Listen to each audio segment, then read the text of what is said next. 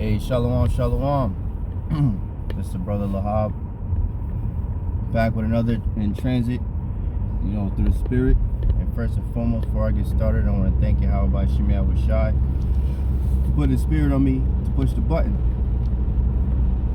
I want to give all praises, honor, and glory to Yahawah, Bahasham, Yahawashi, Bahasham Kakadash. Excuse me. I want to give double honors to the apostles and the elders of Great Millstone, GMS, who teach and rule well, who taught me this truth. Salutation, you brothers and sisters that are out there listening and learning, fighting this good fight of faith. And salutation to my fellow brethren that are pushing this word in all truth and sincerity. To you all, I want to say shalom. And hope and pray that this in transit lesson, be edifying to the elect. Salakia. It's a little bad weather out here in New England. I'm in the Boston area, so we got snow on the ground and all that. Winter wonderland stuff going on, you know what I mean? So please forgive me, if I pause in my speech for a moment or two. Just dealing with traffic. But I just finished watching the movie Homestead, and I just wanted to do a little spiritual review of it. The movie wasn't bad. It was a good movie.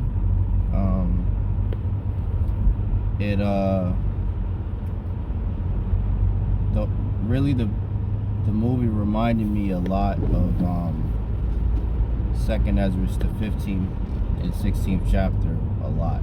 Like pretty much like most of the post-apocalyptic movies and stuff like that. But one of the things that stood out to me, two things that stood out to me, in my experience going to watch the movie. The first one was that when I went to the movie theater, and to watch the movie, it was literally only me and one other person. That's it. There was a lot of people in the movie theater, but the only people that went to watch the movie, at least maybe at that time, maybe it was a time, and I don't know, but there was a lot of people in the movie theater at that time. And the only people that was watching that particular movie was me and one other person, and it actually happened to be a woman, which was surprising too. Which made me think,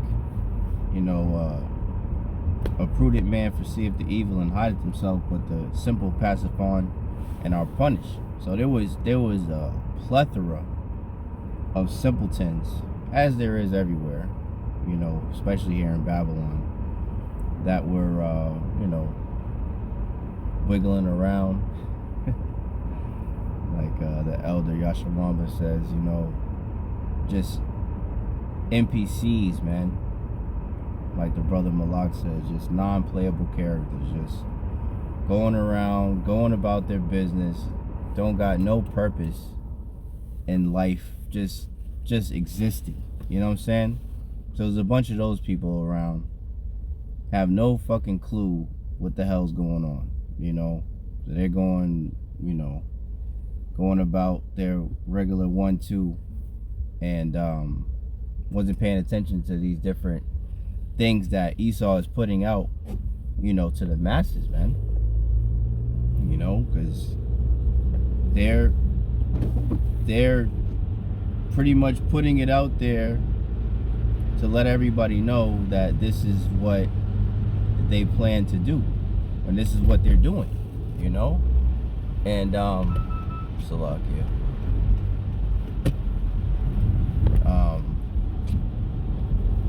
And this movie, really brought that to the forefront, so to speak, right?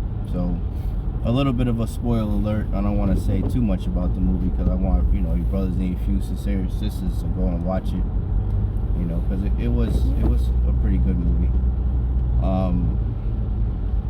You know, as I mentioned, Second Ezra to the 15th and the 16th chapter was pretty much, you know, the theme of the movie, especially in particular at the beginning, you know. And one of the things that, you know, the other point that I wanted to bring that I thought about was the suddenness of the destruction, right? So, you know, just a little bit of a spoiler alert, right? So there was a scene at the beginning, and, you know, they were, you know, Edomites basically chilling in Cali or whatever, living the good life, you know, as, you know, living deliciously, as one of the brothers used to say, you know, not worrying about a damn thing, you know, as the scriptures say in that's in Ezekiel, you know, the Lord said he will visit them that dwell without care in the land of unwalled villages, you know, that dwelleth carelessly, roughly paraphrasing, man. It's Babylon, aka America, right? So that was a perfect scripture, you know, to represent that scene. They were chilling, they wasn't worried about a goddamn thing. You know, one of the ladies was making a fucking smoothie. Listen, she had her fucking AirPods in, you know, getting the kids ready for school, whatever, you know, just not paying attention to anything, right? The husband was at work, blah, blah, blah. You know, same old, same old. And then suddenly, right, as the Lord said, he's going to come as a thief in the night. Suddenly disaster struck, you know, and there was, without giving it away, but there was, you know, destruction struck Babylon, you know, and you know, the different events that were happening, you know, they knocked out the power grid, and they caused people to panic, you know, and you know, like I said, it was the suddenness of it that was interesting, because, you know, a lot of these movies and different shows, it always, for the most part, portrays itself like that. Like, the ones that aren't paying attention are the ones that get caught off guard, you know. So you know, it made me think about 2nd Ezra 6:22. For suddenly shall the sown places become unsown. You know, so society was all put together, everything was all, you know, it was all good just a week ago, type of spirit with these people. And then lo and behold, boom, destruction, you know, struck, you know, and the people panicked, and they went, you know, there was scenes where they, you know, went to the grocery store. They were fighting, you know, for groceries, you know, things of that nature. There were things like you know, what's that, 2nd Ezra, I think that's the 15th chapter, but it says men shall be invading each other for the lack of bread. That was happening, you know. There was a complete what's the word I'm looking for, crumbling of the society very, very quickly. All the morals that these people here in Babylon in particular try to claim that they have was gone away instantaneously. They all immediately went into survival mode. you know? And that's where all the chaos began to brew from, you know? And then, you know, after that happened, you know, with the whole Homestead thing, you know, which goes to these different preppers, right? Because these different preppers, they really think that they're going to be able to escape the destruction. Because that was really what the whole movie was about, you know, in a nutshell, is that Esau, through prepping and through carnal means, because that was another theme that was heavy in the movie, was carnality. Very, very, very carnal. Everything was carnal. And then when they mentioned God, the characters that, you know, when they mentioned it, was almost like they didn't even know. It was like a foreign thing to them. It was a weird concept that they put forward in this movie, you know, and as I said, you know, I don't want to say too much because I want you brothers and sisters to watch it, because it was a good movie, you know, for what it is, but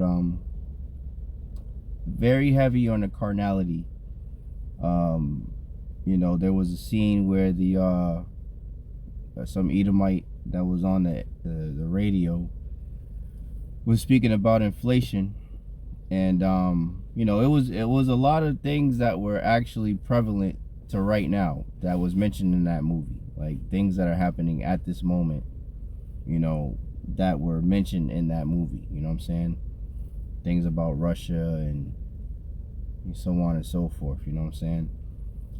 So he mentioned inflation or whatever, and you know, how expensive things are, things of that nature, and he said, you know, my currency is bullets and beans, you know? So it was very carnal based in the way that they thought about survival, for the most part, you know. So you know, and of course I thought about scriptures, you know, Yahawah Bahasham Yahawashi will you know, feed his servants, you know, that are thirsty and that are hungry, and you know, those beautiful scriptures that, you know, come to mind, and I believe it's Isaiah. But yeah, it was telling. It was definitely shows how quickly this society will crumble when a little bit of pressure is applied. You know, like just the thought or just hearing about an incident, and you know, and they mention blackouts, you know, power outages and things of that nature due to foreign attacks, you know, which could, you know, very well be them foreshadowing something that's going to happen here in Babylon. We just have to wait and see, you know, watch as well as pray, as the scriptures say. But it definitely showed a lot of Esau's way of thinking, you know, which we already knew, but they put it, they like to put it on the silver screen, so to speak, man, like that they really truly trust in their weaponry and carnality, you know, and you know, not to spoil it or anything, but you know, that carnality basically went a bust, man. You know, that shit only rock. They was only able to rock with that bullshit for a little bit before everything, before their bubble was burst, so to speak, man. And there's nothing that these devils can do, man. They try to, you know, have this fairy tale, everything's gonna be okay moment in the movie, and then Shortly after, all out hell broke loose, man. So there's no healing for Babylon, man. It doesn't matter what you damn Edomites do. You can stock up weapons. You can stock up ammo. You can stock up food, rice, beans, canned goods. You know, have a fucking fortress wall, fucking militia around it, you know, with barbed wire and all that shit. Fucking lasers. Oh, it doesn't fucking matter, man. You devils are going the fuck down. Your kingdom is going the fuck down. And you're going to fucking slavery. Point blank period, man. It doesn't matter what you try to do. There's nothing that can stop the hand of Yahawah Bahasham Yahawashi. Point blank period, man. Point blank period, man. You devils are fucking through. You can do whatever you want. All you're doing is stocking up supplies and food and all that shelter for the elect, man. That's what you're doing, because you're gonna get cast out of that shit, man. And then the Lord is gonna guide the men, women, and children to occupy those places, man. You know, and one of the things that caught my, attention in the movie was that, as the scriptures say, they shall be as pilgrims upon the earth. And it made me think about one of the brothers that had a dream or a vision, of those times, and he mentioned, men, women, and children, being at a certain spot for a period of time, and then, the angel of the Lord, or the angel, the Lord would send an angel to tell us to dip, and we would, run or get into a vehicle, whatever, what have you, right before danger struck. There was a platoon of Edomites coming, or militia, what have you, and that's how it's gonna be, in these times coming, in the near future, man. But Yahawah Bahasham Yahawashi are gonna take care of their elect, man. And despite what was not being said in the movie, faith is gonna get us through, man. Faith in Yahawah Bahasham Yahawashi, man. We have hope. We have a hope that Yahawah Bahasham Yahawashi will deliver us from these calamities, man. These Edomites, they don't got that, man. They don't got no hope. That's why they trust Esau, Edom, the so-called white man, trust in his second dick, man. A fucking gun. But what happens when you run out of bullets, Esau? You over here held up in a fucking house, trying to defend the house with your family, your wife and your kids, and you only trusting in your whole faith is on a fucking object, right? And some goddamn bullets. What happens when you run out of bullets, Esau? Was you gonna fight fucking 10, 15 men? The only way of escape is for the Israelites, man.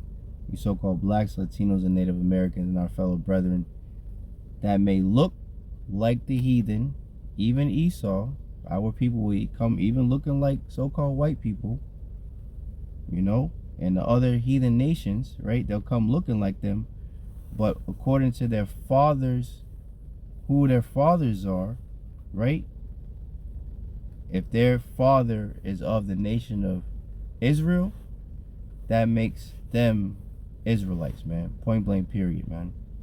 And the only ones that are going to be saved out of these calamities are the elect of the nation of Israel. Point blank period, man. So yeah, that's pretty much it. I just want to do a quick little review. I hope I wasn't too much of a spoiler. for you brothers and sisters. I definitely think you brothers and sisters should watch it. It was a good watch. You know, said a lot. It said a lot about, you know, how Esau gets down. We already knew it, but, you know, it kind of highlighted it a little bit, so to speak. And, you know, a lot of these devils really think that they can escape judgment. You know, that's really, you know, kind of, you know, what I got from it, you know, in a nutshell, for you know, certain parts of it. So, yeah, that's pretty much it. I hope and pray that this lesson was edifying to the elect. In closing, I want to thank Yahawashi for putting the spirit on me to push the button, for putting the spirit on me to go watch the movie. You know, I hope and pray this lesson was edifying to the elect. I want to give double honors to the apostles and the elders of GMS for teaching real well, taught me the truth. Salutations, you brothers and sisters out there listening, learning. Fight is good fight of faith. Keep fighting, keep striving, keep pushing. We're almost out of this bitch. And salutation, my fellow brethren that are pushing this word in all truth and sincerity. To all, I want to say shalom. I want to say a bubble ball and kwam yasharallah. Hey, shalom. To the next one.